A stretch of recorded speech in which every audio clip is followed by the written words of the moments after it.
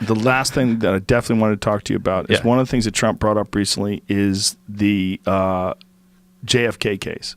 Oh, yeah. And releasing some of the files, and they wanted to redact the information that pertained to the people that were still alive.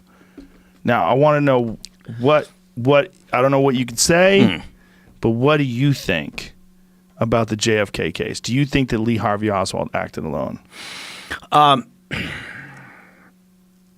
I can see of all the sort of incidents, of all the, I don't mean to minimize it by calling it an incident, but of all those situations, the Kennedy assassination and MLK and Martin Luther King's assassination, those are the two that I understand more than anything else why they've lingered and why people don't believe the shit that they've seen and why they have concerns about it.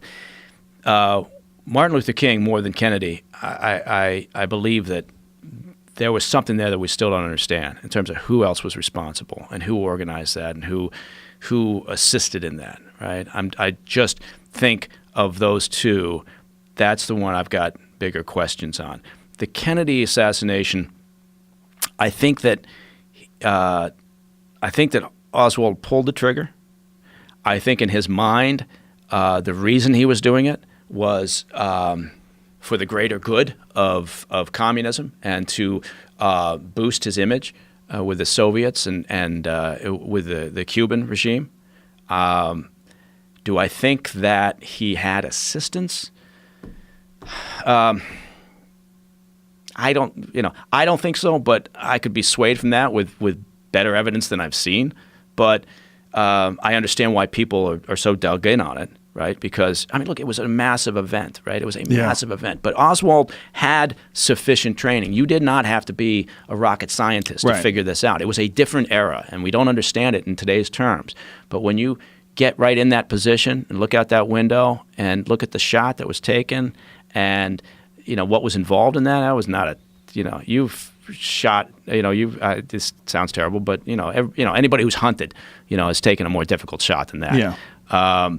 So that part of it and his motivation and his past ties to the Soviets, do I think the Soviets were pulling the trigger on it? Do I think the Mafia were pulling the trigger? I haven't seen anything that convinces me that was the case. I think that Oswald felt like he was doing it for them or he was going to prove himself in that regard. But again, I understand why people are dug in. The MLK one, Martin Luther King, I just I think that I don't think he acted alone. What makes you think that? I think that, look, he was a loser, a two-bit criminal, right, who was constantly getting picked up for the shit that he was doing and ending up in jail, right? He was a mess, right? There was nothing clever about him. And then leading up to the assassination, he cleaned up, right, his act. Suddenly he went from looking like a two-bit, criminal, to a college professor, basically. And he had cash. He was able to, purchase a vehicle. And he kind of went off the grid for a while. He went on this drive, right, and sort of stayed off the grid. And he behaved in a way that he hadn't up until, months before this thing took place. And then he ended up in Europe, and I just something tells me that he had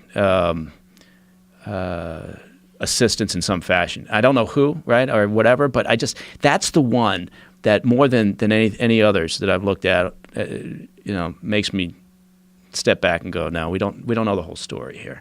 The Kennedy thing, again, maybe there's something out there that we just haven't turned over. That's always a possibility, but MLK, I think that's the one that's most disturbing. That's interesting. I don't know enough about the MLK murder. I need to go look into that now, especially if you think that something was going on. Look at his behavior.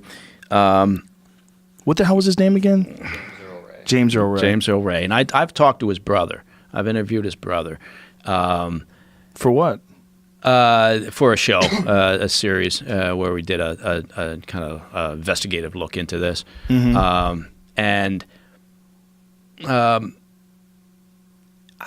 There's if all you do when you're looking at this is to look at Ray's behavior in that year leading up to the assassination,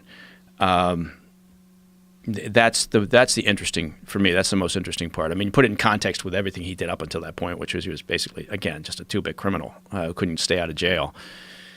And then you get this, and you get this change in behavior and this change in appearance and this sudden ability to be something that he wasn't up until that point. I guess everybody can change, but that was the most striking part for me. There's no obvious source of income. No, just a penny ante criminal basically. And there was plenty of information. It wasn't like he couldn't have gathered.